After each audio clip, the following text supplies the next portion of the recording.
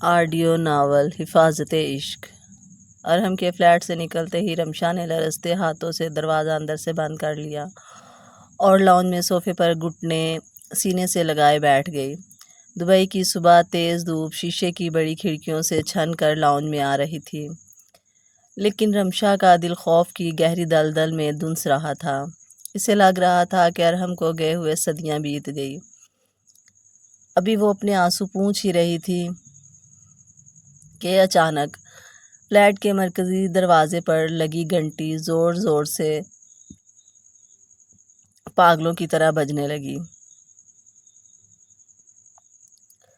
رمشا کا دل جیسے حلق میں آ گیا۔ اسے ارحم کی وہ آخری سخت آواز یاد آئی، دروازہ کسی کے لیے مت کھولنا۔ لیکن باہر کھڑا شخص دروازہ توڑنے کے انداز میں بیل بجا رہا تھا۔ رمشا ڈرتے ڈرتے قدم اٹھاتی ہوئی دروازے کے قریب پہنچی۔ دروازہ کھولو رمشا، میں صبا ہوں، ارحم کی خاص ساتھی، جلدی کرو ورنہ انجام اچھا نہیں ہوگا۔ باہر سے صبا کی تیکھی اور زہر آلود آواز آئی۔ صبا کا نام سن کر رمشا نے سوچا کہ یہ تو ارحم کی اپنی ساتھی ہے۔ نادانی میں اس نے ارحم کی سخت تنبیہ کو بھلا دیا اور لاک کھول کر دروازہ پیچھے دھکیل دیا۔ دروازہ کھلتے ہی صبا کسی ناگن کی طرح اندر داخل ہوئی۔ اس کا چہرہ حسد کی آگ میں جھلس رہا تھا۔ اس نے آؤ دیکھا نہ تاؤ آگے بڑھ کر رمشا کی نازک بازو اتنی بے رحمی سے مروڑی کہ رمشا کے منہ سے چیخ نکل گئی۔ تم جیسی بازاری لڑکیاں ارحم جیسے مافیا کنگ کے فلیٹ میں عیش کریں گی؟ صبا نے رمشا کے چہرے کے قریب ہو کر چباتے ہوئے لہجے میں کہا۔ اس کی آنکھوں میں خون اترا ہوا تھا۔ تم جانتی ہو تمہاری اس معصومیت کے پیچھے ارحم کی جان کتنے بڑے خطرے میں ہے؟ وہ انڈر ورلڈ کا بے تاج بادشاہ ہے اور تم ایک 16 سال کی منحوس لڑکی بن کر اس کے گلے پڑ گئی ہو۔ اگر اپنی جان کی امان چاہتی ہو اور اگر چاہتی ہو کہ ارحم کا سینہ گولیوں سے چھلنی نہ ہو تو ابھی کے ابھی اس فلیٹ سے دفع ہو جاؤ۔ اگر تم یہاں سے نہیں بھاگی تو چنگیز کے گنڈے ارحم کے ٹکڑے ٹکڑے کر دیں گے۔ بولو، کیا تم ارحم کی لاش دیکھنا چاہتی ہو؟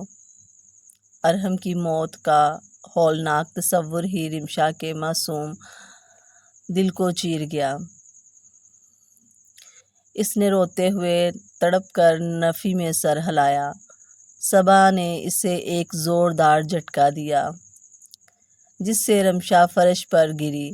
صبا نے آخری بار زہر اگلتے ہوئے کہا، تو پھر نکل جاؤ یہاں سے، دبئی کی ان سڑکوں پر کہیں بھی مر جاؤ لیکن ارحم کی زندگی سے دور چلی جاؤ۔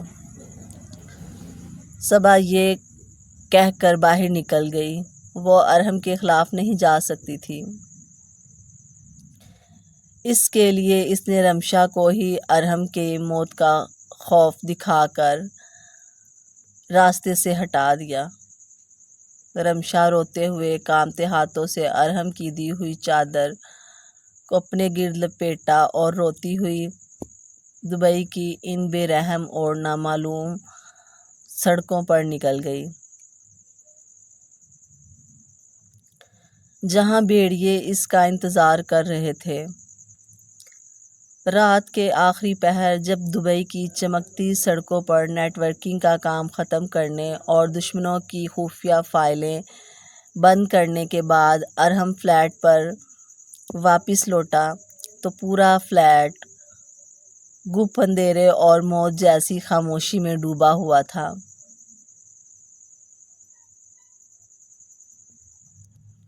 ارحم کا دل یکدم زور سے دھڑکا۔ اس نے جھٹکے سے لاؤنج کی بتیاں جلائیں اور چاروں طرف دیکھا، لیکن وہاں کچھ نہ ہی کچھ نہیں تھا۔ رمشا رمشا ارہم نے لاؤنج کے بیچ کھڑے ہو کر شیر کی طرح گرجتے ہوئے پکارا، لیکن کوئی جواب نہ ملا۔ انڈر ورلڈ کے اس بے رحم ارہم کے ماتھے پر، جس کے نام سے بڑے بڑے گینگسٹر کانپتے تھے، اس وقت خوف سے پسینہ آ گیا۔ اس کا ذہن فوراً اپنے پرانے دشمن چنگیز کی طرف گیا۔ وہ پاگلوں کی طرح فلیٹ چیک کرنے لگا، لیکن رمشا غائب ہو چکی تھی۔ ارہم کا غصہ اس وقت بارود کا ڈھیر بن چکا تھا۔ اس کی آنکھیں سرخ انگارہ ہو گئی۔ وہ بغیر ایک پل گوائے فلیٹ سے باہر نکلا،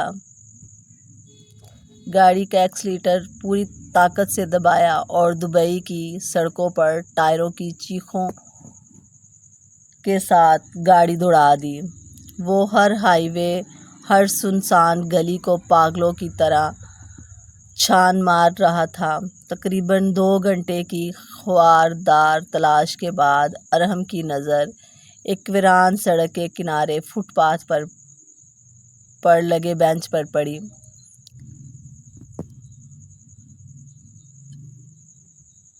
وہاں رمشا اپنی چادر میں سمٹی، گھٹنوں میں سر دیے خوف کے مارے بری طرح کانپ رہی تھی، اور کچھ اوباش لوگ دور کھڑے اسے بری نظر سے دیکھ رہے تھے۔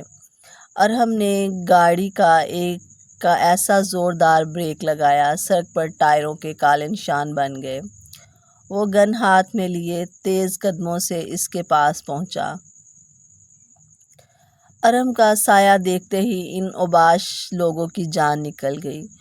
وہ وہاں سے بھاگ کھڑے ہوئے۔ رمشا نے روتے ہوئے سر اٹھایا۔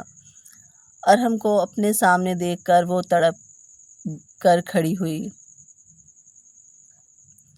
اور اس کے سینے سے لگ کر اس کی جیکٹ کو اپنے چھوٹے چھوٹے ہاتھوں میں جکڑ لیا۔ مجھے بہت بھوک لگی ہے ارہم، اور مجھے بہت ڈر لگ رہا تھا،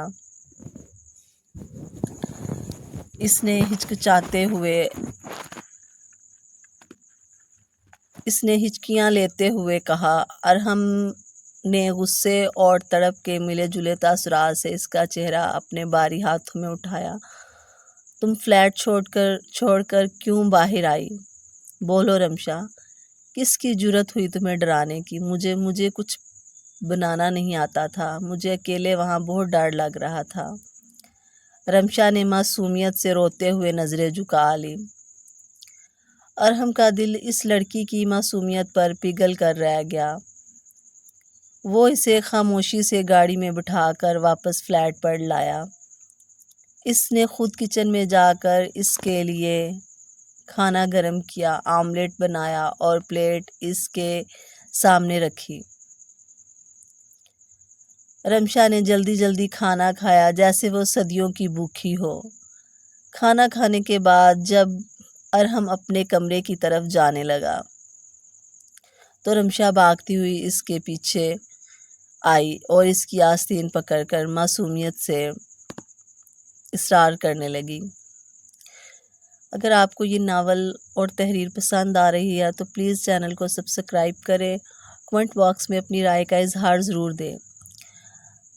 مجھے اکیلے کمرے میں ڈر لگتا ہے، میں آپ کے ساتھ ہی سوؤں گی۔ ارہم نے جھٹکے سے اپنا ہاتھ چھڑایا اور غصے سے گوڑا۔ رمشا، ہوش میں آؤ، تم اتنی بھی چھوٹی بچی نہیں ہو کہ یہ نہ سمجھو اپنے کمرے میں جا کر سو۔ ارہم کا یہ ہولناک غصہ دیکھ کر رمشا کی آنکھوں سے ٹپ ٹپ آنسو گرنے لگے۔ وہی کمرے کے کونے میں فرش پر بیٹھ کر رونے لگی۔ مجھے اکیلے ڈر لگتا ہے، مجھے امی کی یاد آ رہی ہے۔ وہ روتے روتے اس سرد فرش پر نڈال ہو کر سو گئی۔ ارہم نے ایک گہرا سانس لیا، اس کا سارا غصہ ہوا ہو گیا۔ اس نے جھک کر رمشا کو اپنی مضبوط گرم باہوں میں اٹھایا، بڑے آرام سے بیڈ پر لٹایا اور اوپر کمبل ڈال دیا۔ خود کمرے کا دروازہ پورا کھلا چھوڑ کر باہر لاؤنج میں صوفے پر سونے چلا گیا۔ اگلی صبح سویرے صبا اور دانش کچھ ضروری دستاویزات لے کر فلیٹ پر پہنچے۔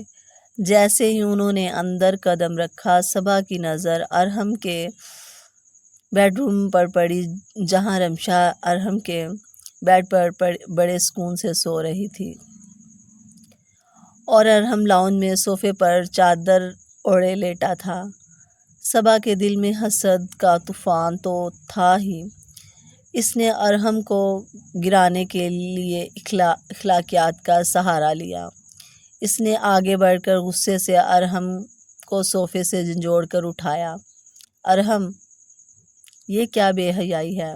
صبا کی آواز لاؤنج میں گونجی۔ وہ لڑکی کسی کے نکاح میں ہے، وہ ایک شادی شدہ عورت ہے، تم اس کے ساتھ ایک فلیٹ میں اس طرح راتیں گزار رہے ہو؟ تم ایک پرائی عورت کو اپنے بیڈ پر کیسے سلا سکتے ہو؟ کیا اب تم اتنے گر گئے ہو؟ ارحم صوفے سے اٹھا۔ صبا کی یہ گھناؤنی بات سن کر اس کی آنکھوں میں خونی وحشت اتر آئی۔ اس نے صبا کا گلا اپنے مضبوط ہاتھ سے دبوچ لیا اور اسے دیوار سے جا لگایا۔ ارحم کا یہ ہولناک روپ دیکھ کر دانش کی بھی سانسیں تھم گئی۔ صبا، اپنی گندی زبان کو لگام دو، ورنہ میں بھول جاؤں گا کہ تم نے ماضی میں میری کیا مدد کی تھی۔ وہ 16 سال کی پاک دامن بچی ہے اور اس فلیٹ میں کیا ہوا ہے یہ مجھے کسی کو بتانے کی ضرورت نہیں۔ ارحم کی آواز کسی زخمی شیر کی طرح غرائی۔ رمشا، جو دانش کو ہمیشہ ایک بڑے بھائی کی طرح دیکھتی تھی اور اسے دانش بھائی کہتی تھی، اس ہولناک شور سے جا کر باہر آ گئی۔ دانش، جو صبا کے ساتھ ہی کھڑا تھا، سب کچھ دیکھ رہا تھا، لیکن وہ بالکل خاموش تھا۔ وہ جانتا تھا کہ ارحم کا دامن بالکل صاف ہے، وہ رمشا کتنی معصوم ہے، لیکن وہ صبا کے حسد سے بھی واقف تھا، اس لیے اس نے خاموشی میں ہی عافیت سمجھی۔ رمشا نے ڈرتے ہوئے دانش کی طرف دیکھا۔ دانش بھائی، یہ ارحم پر کیوں غصہ کر رہی ہیں؟ ارحم نے تو مجھے رات دشمنوں سے بچایا ہے۔ رمشا کی اس معصوم بات نے صبا کے منہ پر تماچا مار دیا۔ اس فلیٹ کا ماحول اب بارود کا ڈھیر بن چکا تھا۔ ایک طرف رمشا کی بے داغ معصومیت تھی، دوسری طرف صبا کی حسد کی آگ، اور ان سب کے درمیان ارحم کا وہ خوفناک غصہ جو اب انڈر ورلڈ کے دشمنوں کے ساتھ ساتھ اپنے لوگوں کو بھی مٹانے کے لیے تیار تھا۔ یا الہی، ارحم کا یہ خونی غصہ اب کیا رنگ لائے گا جب ارحم کو پتہ چلے گا کہ رمشا خود نہیں بھاگی بلکہ صبا نے اسے ارحم کی موت کا جھوٹا ڈر دکھا کر نکالا تھا، تو ارحم صبا کا کیا حشر کرے گا؟ کیا دانش ارحم کا کوئی بڑا گناہ کرنے سے روک پائے گا؟ کیا دانش ارحم کو کوئی بڑا گناہ کرنے سے روک پائے گا؟ جاننے کے لیے دیکھیے اگلی دھماکے دار قسط۔ ویڈیو کو لائک اور چینل کو سبسکرائب لازمی کریں۔